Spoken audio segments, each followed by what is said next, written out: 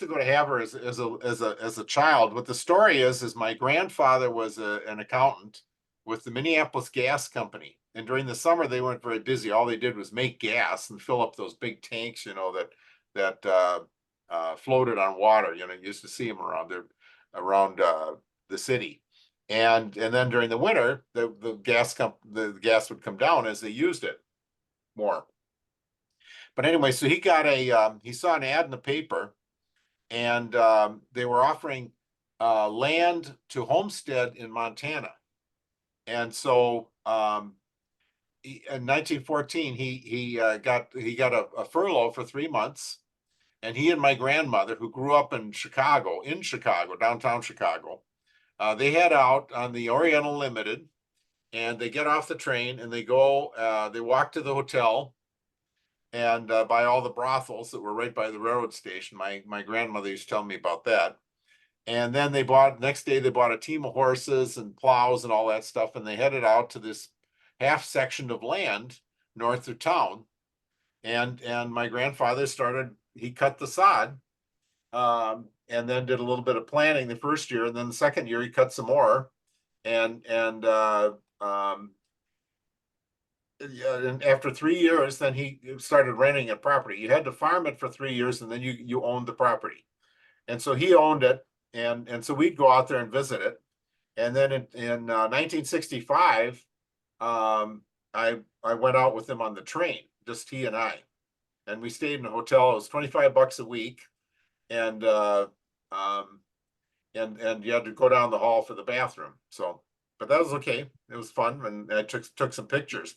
Well, then every few years I would go out with him. Last time I went was after he passed away. I went with my wife in 2015, and so I put together a slideshow going back in time, from 2015 going backwards to 1965.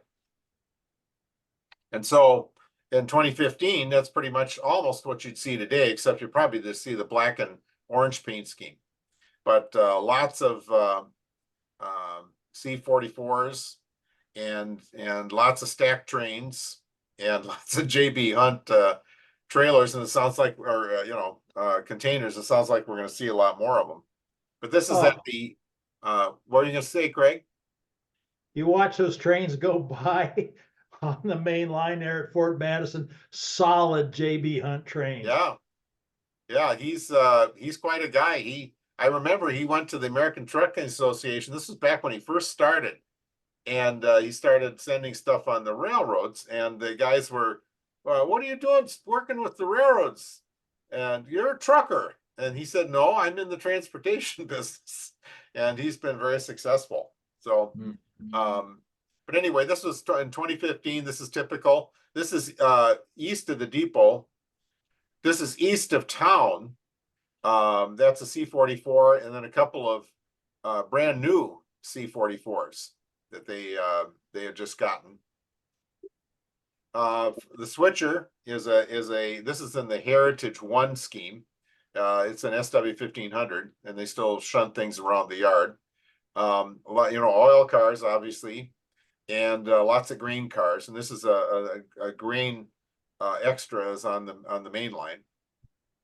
And when they talk about unit grade trains, they mean unit grade trains. Wow. And so you got to have a big elevator to handle one of these things, but the cost is really low. And they send loaded grain east and west, because of the west, it goes to the coast, and then they load it on ships, and it goes to Japan and China. Going back to that switcher for a second, you don't need to go back in the picture, but when was the last time a 4-axle engine was built in this country? I don't think it's happened in a long time. Except for the passenger engines, you're right. Passenger engines, nobody builds a GP38 anymore, or a B40. No, the railroads figured out that the CCs are the way to go. Yeah. Because the train, when they started hauling stacks, as I understand it, the stacks would fill up by volume, and they weren't that heavy. But gradually over time, they've gotten a lot heavier. So the trains are a lot heavier, and they're a lot longer too. So they needed 6-axle diesels. But you're absolutely right. I don't know when the GE or EMD produced a 4-axle, it's been 30 years. And the switchers, they don't use that many anymore, and the ones they build are going to last a long time. So, Yeah. and as usual, you get pool power coming in. So this is a Southern Pacific. This is 2015, so it's after the merger, but it's a Southern Pacific SD75 and a Union Pacific C44, and that's on the BN west of town.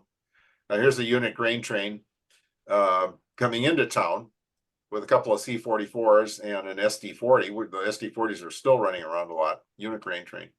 Here's Amtrak coming in. They came in pretty good and put the brakes on. The dynamics going full blast. And at the depot, you can see there's a lot of people waiting for the train as it comes in. It's a big deal in Havre because the flights out of there's only one flight. It goes south. You have to stop in Louisville or Lewiston, Lewiston, Montana, and then you go to Billings, and then you have to go to Billings to get anywhere.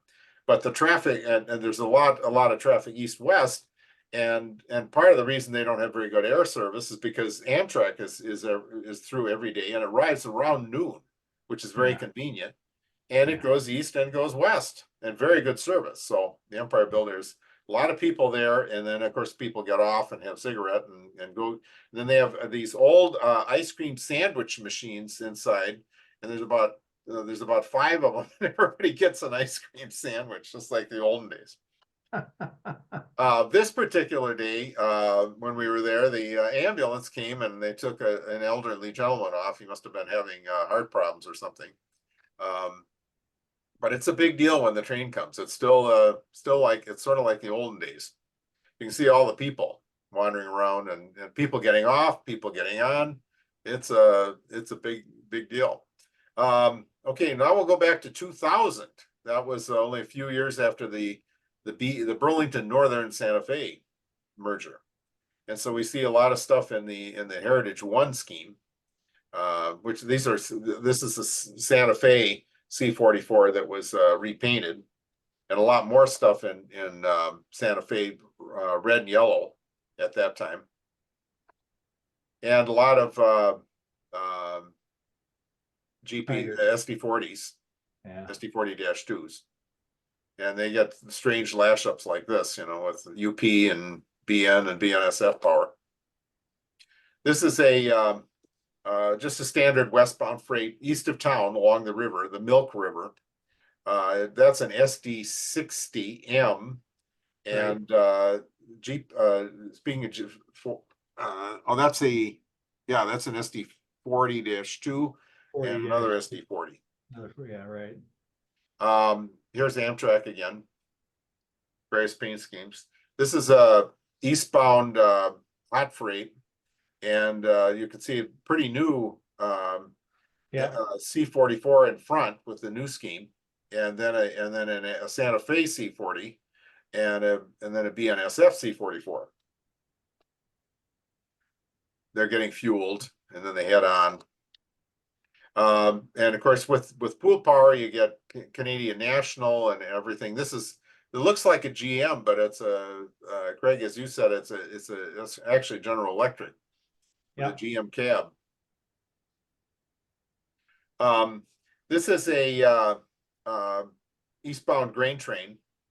There's only one company that builds all the cabs for both GE and EMD. Oh, okay. Yeah, because there's a guy here in the building that used to work for them. Oh. Yeah, Northwestern Pennsylvania. Oh, Northwest Pennsylvania. Okay. Yeah, because I suppose you have to have special tools and everything for all that bending, and it's pretty heavy metal.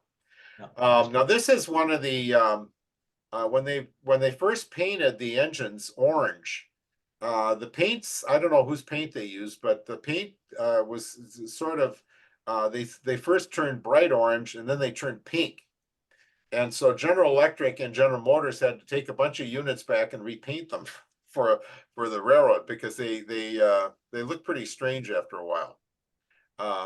Okay, so this is C44, and that's actually a speaking of 4-axle power, a GP50. Yeah. And here's another stack train. There's the Amtrak, and then of course stack train on the passing track. They're all getting fueled. This unit this was on a local grain train. It's a GP60. Yep. While we're talking about 4-axle powers, this would have been built probably in about 1990. I took a picture of it because Athearn makes a model of exactly that with the BNSF and that number. So I thought that was kind of cool. And here's the train leaving, kind of a standard freight train going eastbound. And so here's the yard. It's not used as much as it is. It's kind of block switching, and they store cars, especially a lot of grain cars with all the elevators up there. Now this is west of town, as they're getting close to Pacific Junction, where the line used to go down to Great Falls and Butte.